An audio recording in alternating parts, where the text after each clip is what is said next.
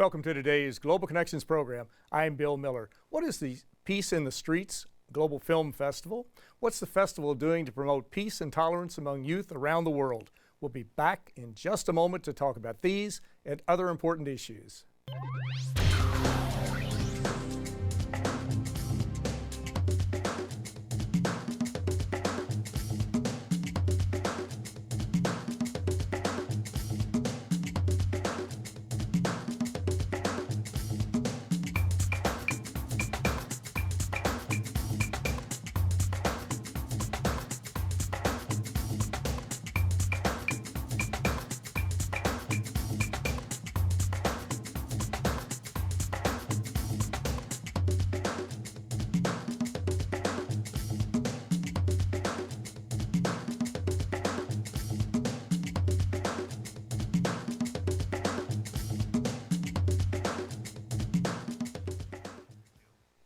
Welcome back to our program. Today we're going to take a look at what one organization is doing to promote peace and tolerance among youth around the world, which is extremely important. My guest today is very knowledgeable of this project. My guest today is Ms. Suzanne Harvey. Ms. Harvey, who is the UN representative for the Peacemaker Corps, is also the executive director of the Peace in the Streets Global Film Festival. Suzanne Harvey, welcome to today's Global Connections program. Thank you so much. Thank you for allowing me to be here. I appreciate you being with me today. We're going to get into the film festival in just a moment. Let's talk about the Peacemaker Corps. What exactly is a Peacemaker Corps? When was it started? Why was it started? What does it do? The Peacemaker Corps is a 501c3 nonprofit NGO affiliated with the UN, and has been affiliated with the UN for many years. We actually were an offshoot of Friends of the United Nations, which was one of the oldest NGOs connected with the UN. So going back to the early 80s. And Peacemaker Corps has been a separate NGO because we focus on youth. Friends of the United Nations focus on many things, but getting the word out about the UN, what they're doing, how they're doing it. However, Peacemaker Corps focusing on youth and what youth can do and the importance of youth, because obviously youth will be our next generations. They are the ones that have to inherit this world and therefore have a say about what this world is going to be like.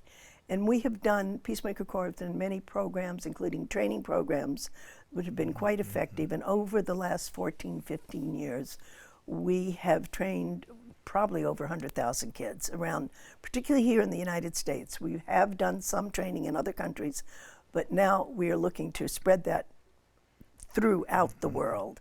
But the work we have done here has been really fascinating because it's been with kids, bringing kind of the suburban kids and the urban kids together and bringing them together in what is, a safe area, which is a mall. We've done the training in the mall. And it's training to use words instead of violence, to use words to get to know one another. And even after a short period of time, it has been very successful. And we've had, with that the training period itself is a 3-day. It's not, months and months and months. And we have been very successful. We've graduated kids. Some of the programs have continued, even they started out as kind of pilot programs. They've been taken up by the school systems in certain cities. And then we had some wonderful graduates and have had some wonderful time with them, and what they have done and how they have evolved over the years. And of course, our viewers can go to peacemakercorps.org to get more information about what you're doing and what you've done in the past. Exactly. We have many, our photo gallery of many places around the world, what we've done, what our programs, and what we're aiming to do. Exactly. Now, how do you get into a training program? Do you work through the school system? Can students apply to be selected for training if you have a training session in a particular city? How do you do it? Okay, good question. As of now, we have been working with specific organizations. Peacemaker Corps started under the Clinton administration back in 1991, I believe it was our first year. And we were actually a program under HUD, Housing and Urban Development. And the reason they did that was they were looking at the importance of getting gangs out of the certainly the public housing. And they came out under there. It was a budgeted program under the Clinton, under housing, under HUD. And We received funding to put a syllabus together, which was written, and the curriculum syllabus was put together through HUD, through the people there, and through their educators there. And we took it to various places around the country, primarily ones that were being targeted, cities that were being targeted. So then we made an association with the Simon Malls, which is Mall of America and those big malls like that, where they gave us the space to hold the training sessions. We brought in the trainers, obviously, and had all those programs together. And then we had an awards ceremony in the middle of the mall with everybody cheering. And so it was very exciting for the kids and meaningful, something that they could kind of hold on to. And over the years, it was supposed to become, this is our famous line we have to say all the time, it was in 2000, it was going to be a budget item. And then things changed, as we know, in terms of administrations, and it was cut out. We therefore took over. They gave us the program, the syllabus and the training modules, so we had them. We've adjusted them over the years. We've then worked in neighborhoods, in areas, in California with the gang kids, in certain school districts in the Northwest. I'm thinking of Seattle, and I know in Portland, I think in Seattle, and then in other around the country. And we are continuing now, what our major aim is now, to take these training modules, we have 7 training modules, to put them on DVDs and to distribute them throughout the world, free to all schools, anybody that wants them, and and we can support them and tell them how to do these programs, how to make them happen, so that it can be something that can go around the world. That's always been our aim.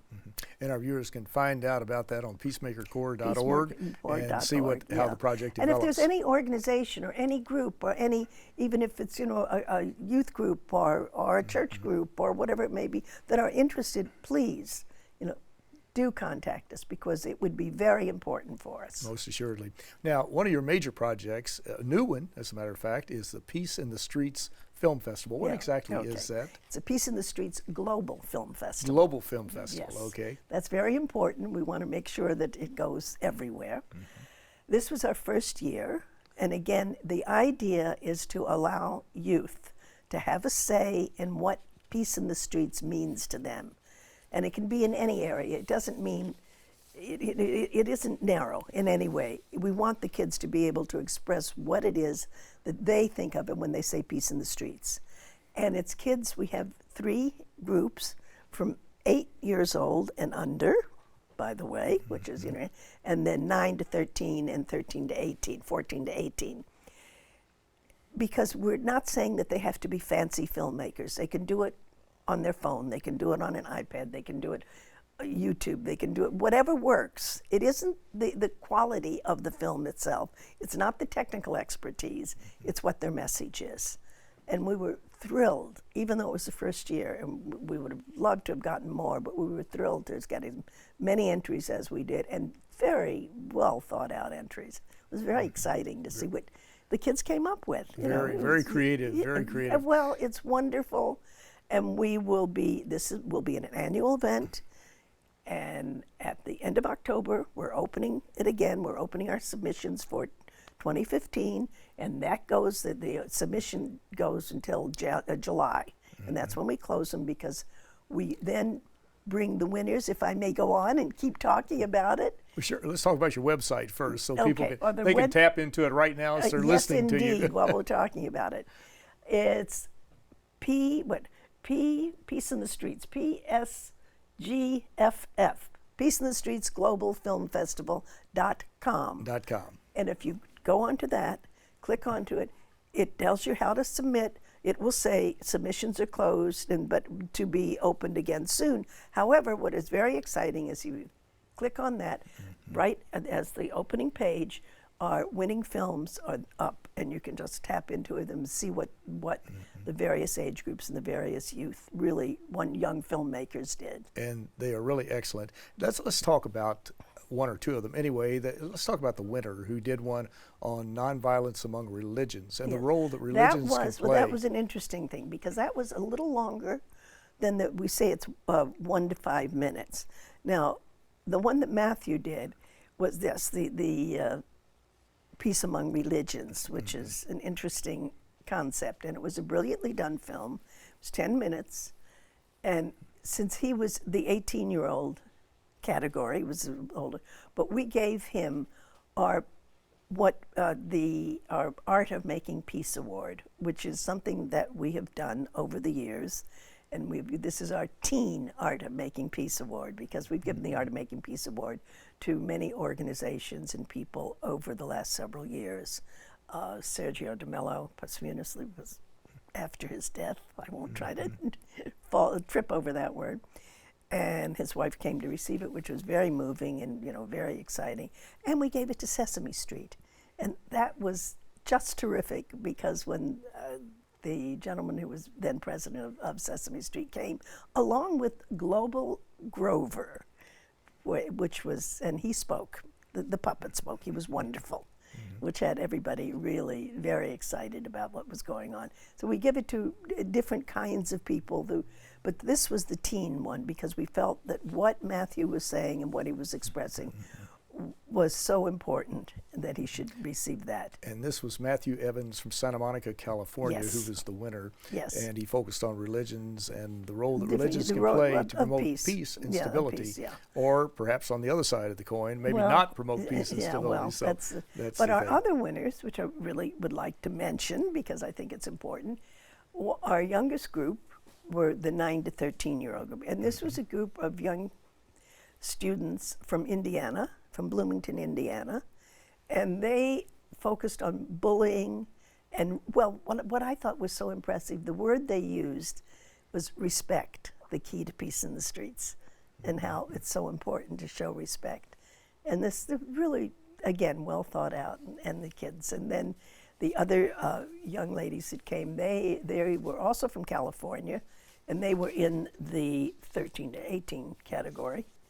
And their film had to do with bullying in school and such, and using words and how words can hurt. And then another one, we had co-winners in that category. And another one was, again, very different because it was done in movement. It was a dance.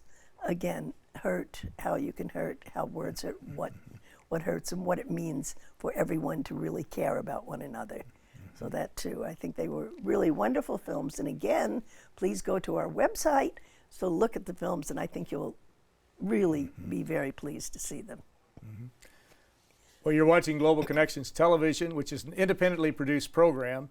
The opinions expressed on Global Connections are solely those of the moderator and his guest. Today, we're looking at a very interesting project to promote respect, peace, and understanding among youth around the world. My guest today is Ms. Suzanne Harvey. Ms. Harvey is the United Nations representative for the Peacemaker Corps, and we're talking about a very important film festival, global film festival, a Peace in the Streets Global Film Festival. Suzanne, before we run out of time, let's talk a little more about that very briefly. What do you encourage everyone to go to the website and to take a look at it and to really get involved in this and to participate in some way, shape, or form? Well, and do a film. Think about it. You have time.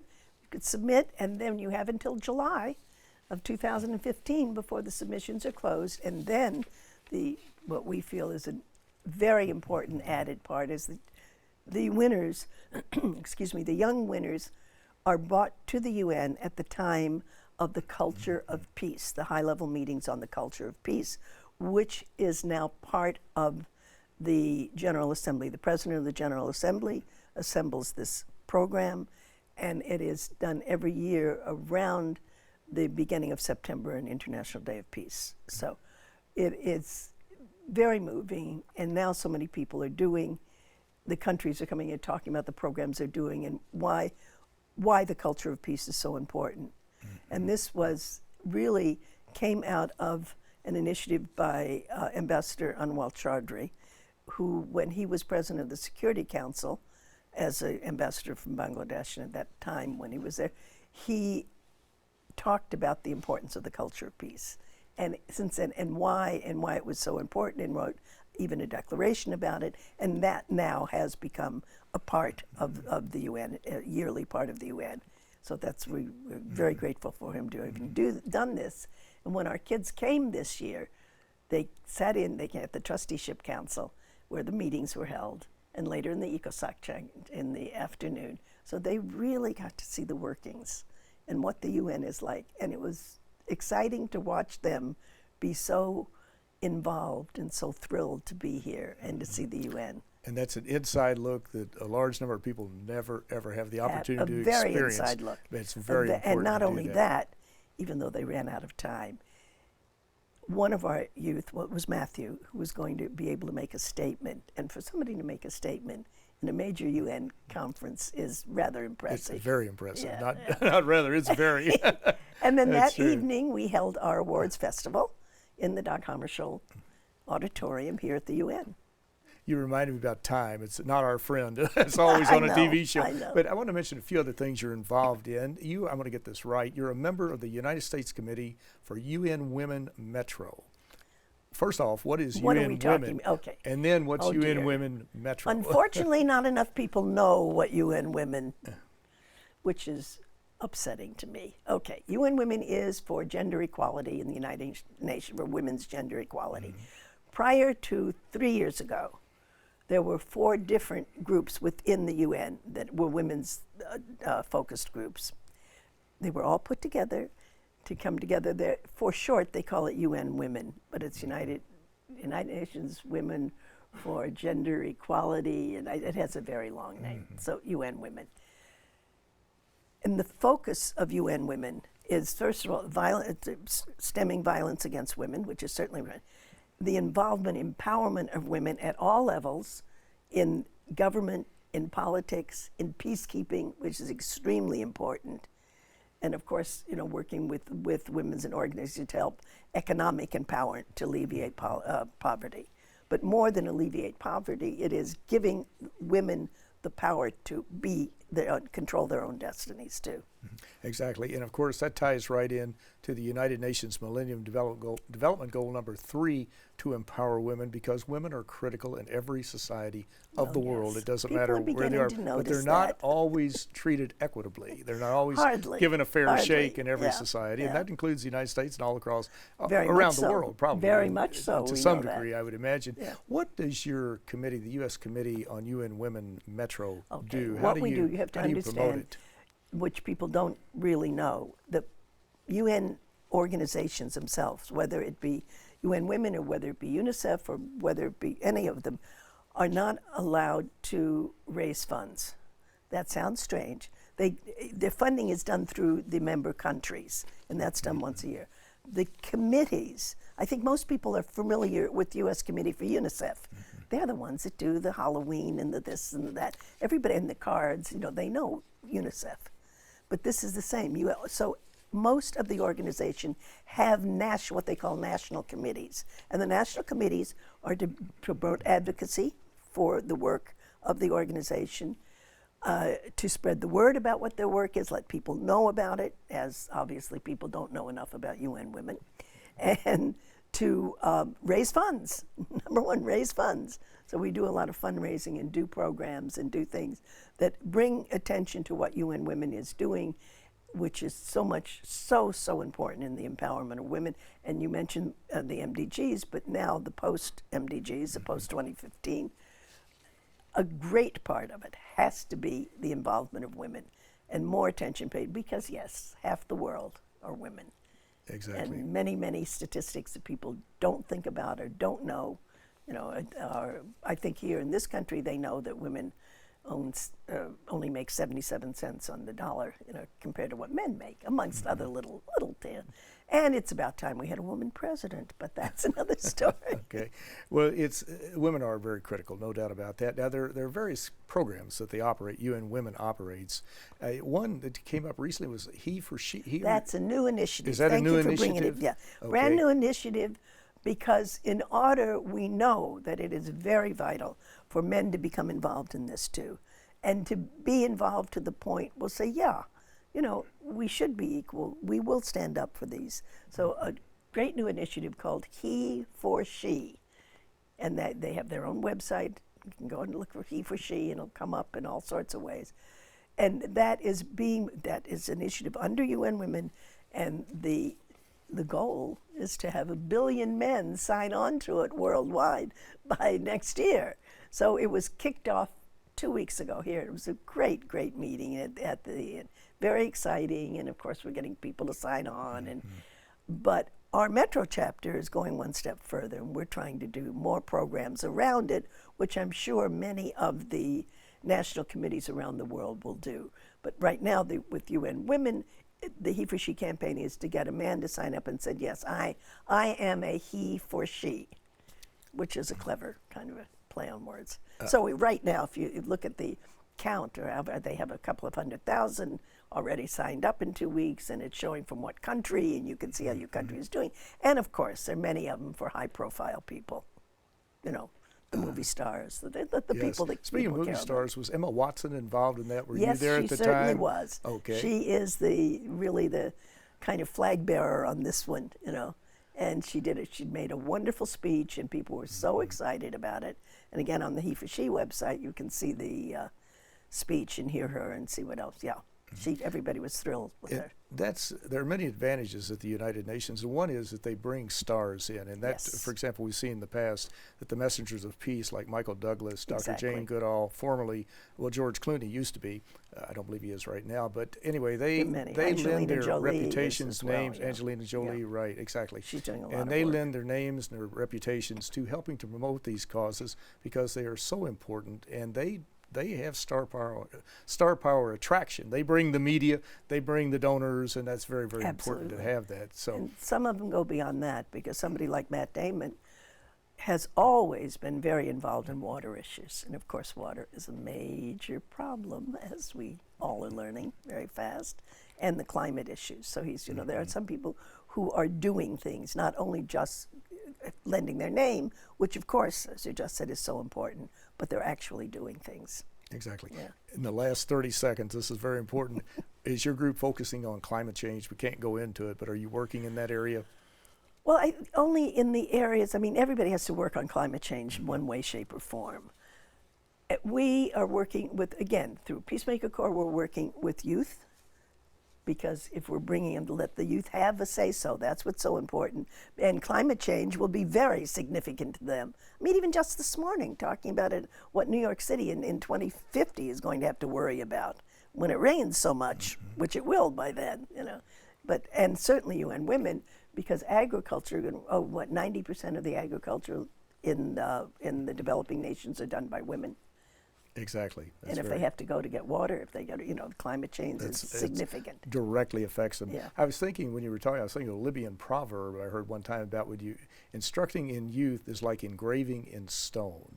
That when you do that, you're making an indelible impression Absolutely. on people who really it'll weather the eons of time, whatever the Precisely. adverse climatic conditions may be, or social conditions, or whatever. They will certainly be able to draw upon those experiences, and you're certainly doing that with the Peace in the Streets Global Film Festival, and we would encourage everyone to go to psgff.com and to learn a lot more about what you're doing, and not only this project, but other projects that would be of great interest to people. But Suzanne Harvey, I want to thank you so very much for a very interesting and a very informative program. Thank you. Thank you.